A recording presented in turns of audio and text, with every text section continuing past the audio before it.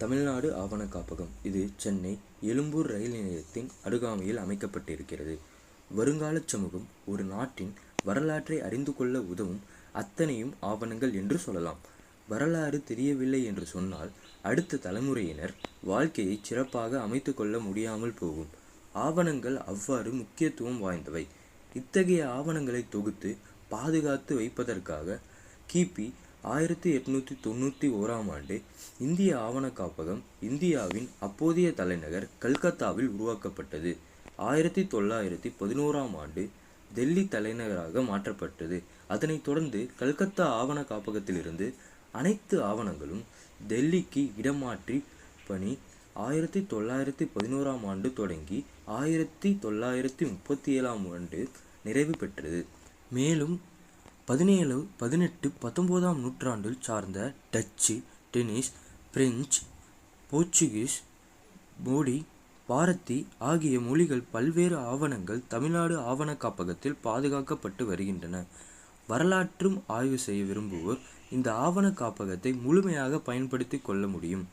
சென்னையை தலைமையிடமாக கொண்டு இயங்கிய கிழக்கிந்திய கம்பெனி மாநில ஆவணங்களை சேகரித்து வைப்பதில் தொடக்கம் முதலே கவனமாக செயல்பட்டு இருந்தது.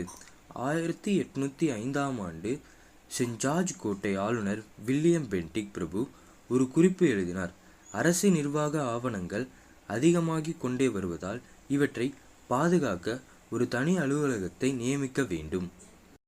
அவரின் பரிந்துரையின்படி கோட்டையின் அருகிலேயே ஒரு கட்டடம் ஒதுக்கப்பட்டு அதில் ஆவணங்கள் பாதுகாக்கப்பட்டன. இதுதான் சென்னை ஆவண அலுவலகம். பின்னர் இது தமிழ்நாடு ஆவண காப்பகமாக மாறியது. கிழக்கிந்திய கம்பெனியின் ஆட்சி காலத்தில் இந்தியாவின் பல்வேறு பகுதிகளிலிருந்து ஆவணங்கள் கல்கத்தாவிற்கும் இங்கிலாந்திற்கும் அனுப்பப்பட வேண்டும் என்ற நிபந்தனை இருந்தது. இதற்காக பல்வேறு அலுவலகங்களை நியமித்தனர்.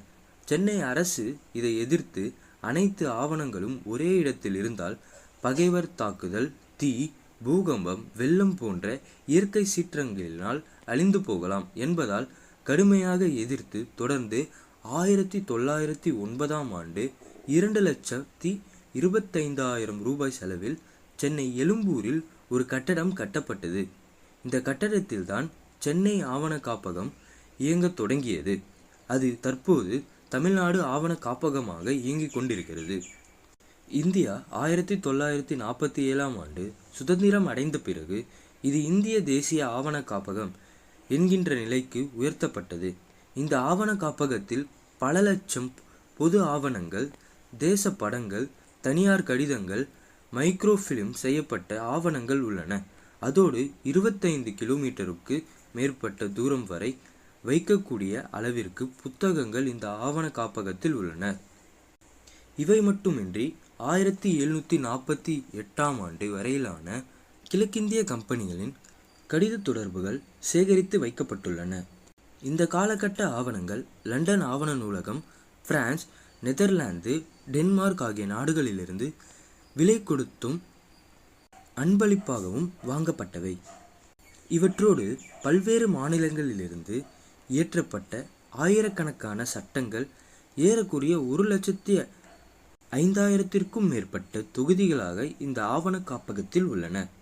மேலும் இந்த ஆவண காப்பகத்தில் நூலகம் அமைந்திருக்கிறது. இந்த நூலகம் சிறப்பாக ஆய்வு செய்யும் மாணவர்களுக்கெனவும் எழுத்தாளர்களுக்கெனவும் இது இயங்கிக் கொண்டிருக்கிறது. மேலும் ஆய்வு செய்யும் மாணவர்கள் மற்றும் எழுத்தாளர்கள் மட்டுமே இந்த நூலகத்தை பயன்படுத்த முடியும். மேலும் இந்த நூலகத்தை பயன்படுத்துவதற்கு தங்கள் ஆய்வு கட்டுரையின் தலைப்பும் அவர்களது துறையின் தலைவராகிய HOD அவர்களின் கையெழுத்துடன் போனஃபைட் சர்டிஃபிகேட்டை இங்கு சமர்ப்பிக்க வேண்டும். மேலும் இந்த நூலகத்தில் உறுப்பினர் ஆவதற்கு 500 ரூபாய் கட்டணம் வசூலிக்கப்படுகிறது. இது ரீஃபண்டபிள் முறையில் வசூலிக்கப்படுகிறது. மாணவர்கள் தங்கள் கட்டுரை முடிந்த பிறகு அவர்களின் கட்டுரையின் ஒரு நகலை இங்கு சமர்ப்பிக்க வேண்டும். அதன் மூலமாக தாங்கள் செலுத்திய பணம் திரும்பவும் பெற்றுக்கொள்ளப்படும். மேலும் எழுத்தாளர்கள் இங்கு உறுப்பினர்களாக சேரும் முறை தாங்கள் எழுதும் புத்தகத்தின் தலைப்பு அல்லது எந்த புக் பப்ளிஷரின் மூலம் அவர்கள் எழுதுகிறார்களோ அவர்களின் கையொப்பத்தை கொண்டு வந்து தர வேண்டும். அது இல்லையெனில் தமிழ்நாடு ஆவண காப்பகத்தின் அசிஸ்டன்ட் கமிஷனர் ஆகிய அல்லது டைரக்டிவ் கமிஷனர் ஆகிய டிசிபி ஏசிபி அவர்களின் கையொப்பம் வேண்டும். இதன் மூலம் உறுப்பினர்களாக சேர முடியும். மேலும் இந்த ஆவண காப்பகத்தின் ஆவணங்கள் அனைத்தும் டிஜிட்டல் மயம் ஆக்கப்பட்டு வருகிறது. இதன் மூலம் ஆய்வாளர்கள் மிகவும் எளிதாக தங்கள் தேட நினைக்கும் தலைப்புகளை தேடவும் முடியும். ஆனால் ஆய்வாளர்கள் தாங்கள் எழுதி கொடுத்த தலைப்பை தவிர வேறு தலைப்புகளை தேட முடியாது. மேலும் அவர்கள் பப்ளிக் சம்பந்தப்பட்ட அல்லது ஒரு பாலிசியின் நன்மை தீமை போன்றவற்றை அருகில் இருக்கும் ஆர்டிஐ ரைட் டு இன்ஃபர்மேஷன் டெஸ்கில் 10 ரூபாய் செலவழித்து போஸ்டல் தலையை இட்டு ஒரு கடிதம் எழுதி தர வேண்டும். தற்போது இந்த கட்டிடம் 116 வயதாகிறது. மேலும் இந்த கட்டிடத்தை பராமரிக்கும் வேலை நடந்து கொண்டிருக்கிறது. இந்த கட்டிடத்தில் தற்போது 1930களின் ஆவணங்கள் மட்டுமே மிகவும் பழமையான ஆவணங்களாக இருக்கிறது. இதர பழமையான ஆவணங்கள் யாவும் தலைமைச் செயலகத்தில் உள்ள ஆவண காப்பகங்களில் பத்திரமாக அமைக்கப்பட்டிருக்கிறது. மேலும் இந்த நூலகத்தின் மற்றும் இந்த ஆவண காப்பகத்தின் சிறப்பு இங்கு ஒரிஜினல் காப்பிகள் கிடைக்கும். ஆங்கிலேயர்கள் பிற தலைவர்கள் கையொப்பமிட்டவை, கைகளால் எழுதப்பட்ட குறிப்புகள் மற்றும் ஓலைச்சுவடிகள் என பல இவற்றின் சிறப்பாகும். மேலும் தமிழ்நாட்டின் அனைத்து தொகுதிகளின் விவரங்கள், ஆதாரங்கள், வாங்கும் விற்ற பொருட்களின் ஆவணங்கள் இங்கு சேகரிக்கப்படுகின்றன. மேலும் இவை கடந்த 10 ஆண்டுகளின் ஆவணங்கள் மட்டுமே தொகுத்து வைத்திருக்கின்றன.